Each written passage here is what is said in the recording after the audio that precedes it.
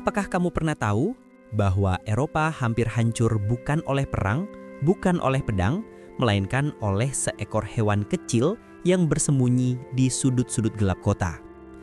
Ya, mereka hampir hancur hanya karena seekor tikus yang tampak tak berbahaya. Tubuhnya mungil, matanya berkilat hitam, langkahnya lincah menyelinap di balik bayangan. Namun, di balik tubuh kecil itu tersimpan rahasia yang kelam. Hewan yang seolah sepele inilah yang menjadi pembawa bencana, pengantar malapetaka yang pernah menenggelamkan satu benua dalam gelombang kematian. Sejarah mencatat, di balik derap kuda perang dan gemuruh meriam, justru makhluk kecil inilah yang membawa cerita paling tragis dalam peradaban manusia. Tikus merupakan anggota genus Ratus, adalah salah satu mamalia paling adaptif di muka bumi. Mereka tidak membutuhkan hutan lebat atau padang rumput yang luas, cukup dekat dengan manusia, dan mereka bisa bertahan hidup.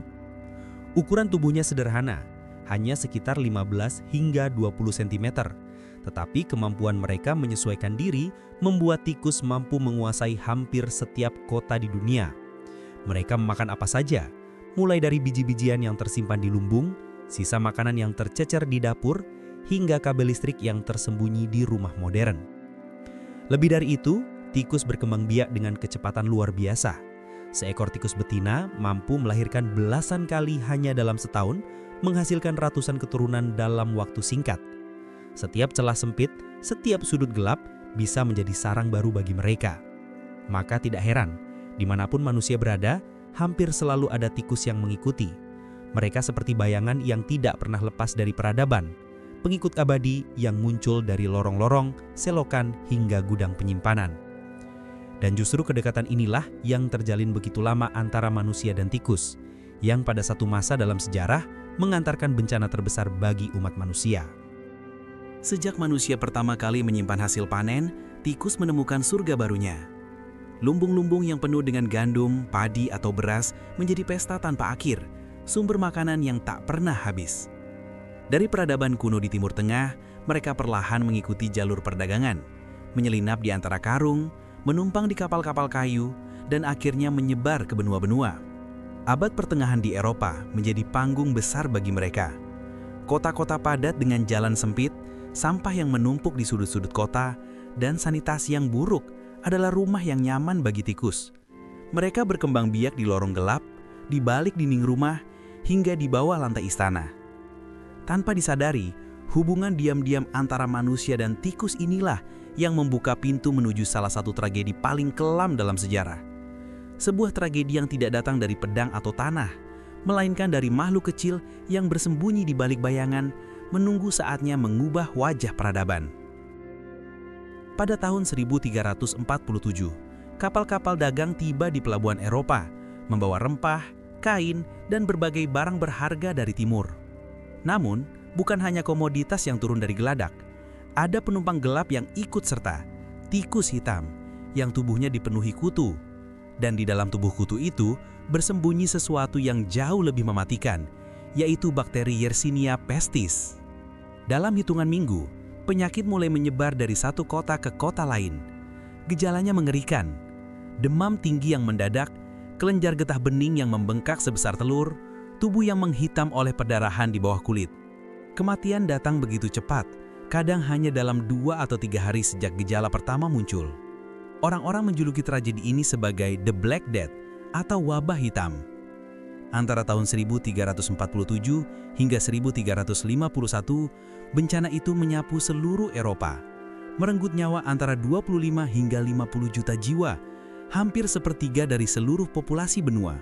Bayangkan, 1 dari 3 orang di jalanan hilang hanya dalam rentang beberapa tahun.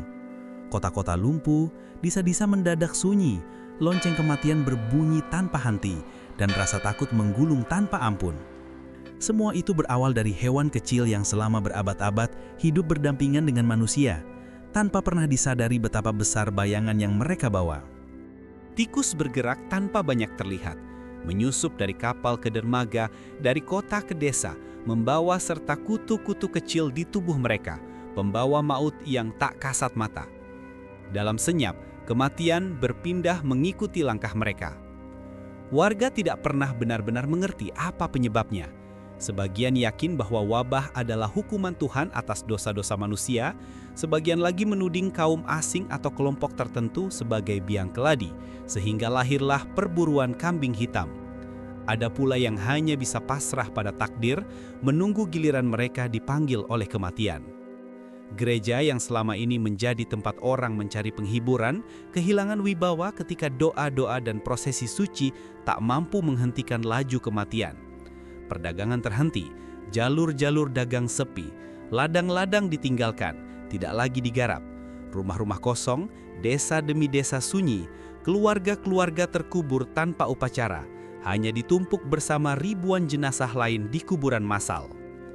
Eropa benar-benar tenggelam dalam kegelapan, bukan karena perang atau pedang, tetapi karena wabah yang mengalir bersama darah dan nafas manusia.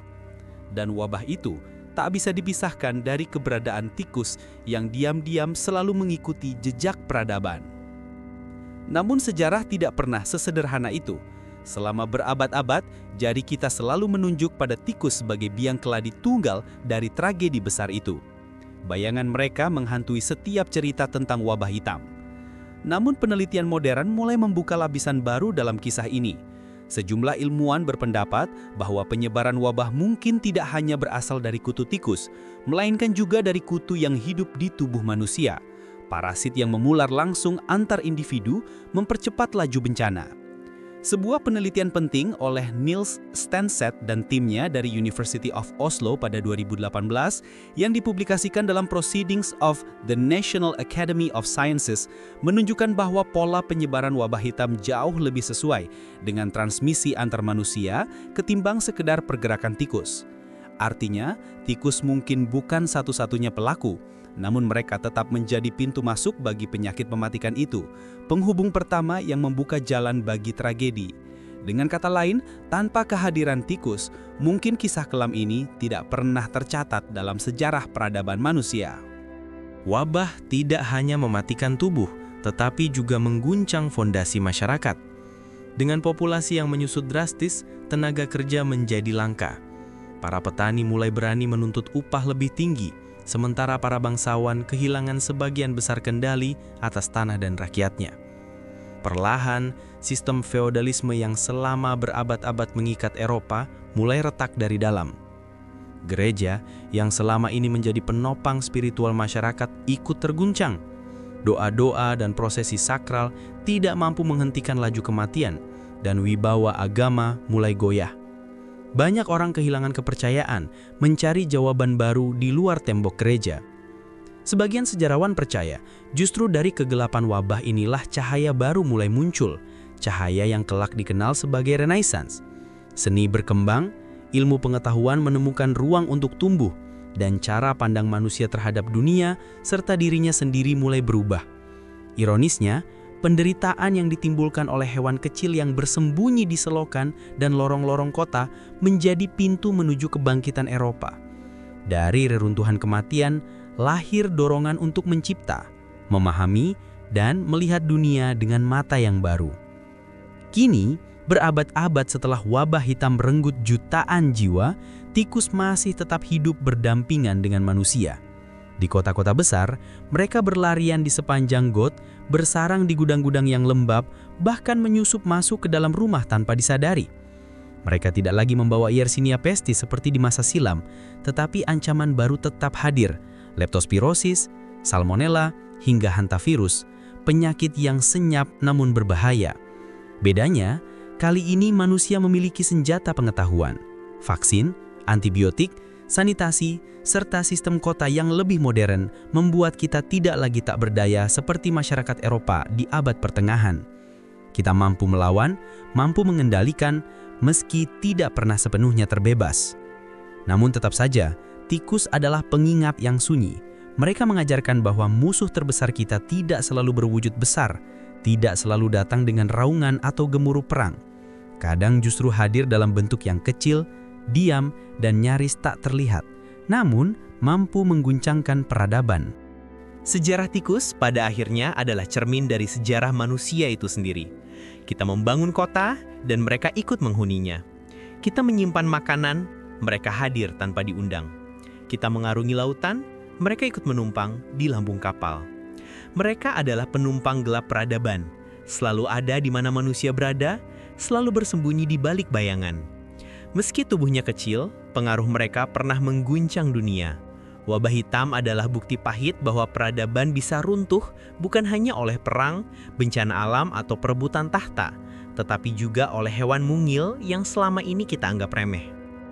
Kini, ketika kita melihat seekor tikus berlari di sudut jalan, mungkin yang tampak hanyalah gangguan kecil. Namun sejarah telah memberi pelajaran. Dari tubuh kecil itu, pernah lahir salah satu tragedi terbesar dalam peradaban manusia. Dan di balik sorot mata hitamnya, tersimpan pengingat bahwa kelemahan terbesar manusia bukanlah pada musuh yang besar, melainkan pada hal kecil yang diabaikan.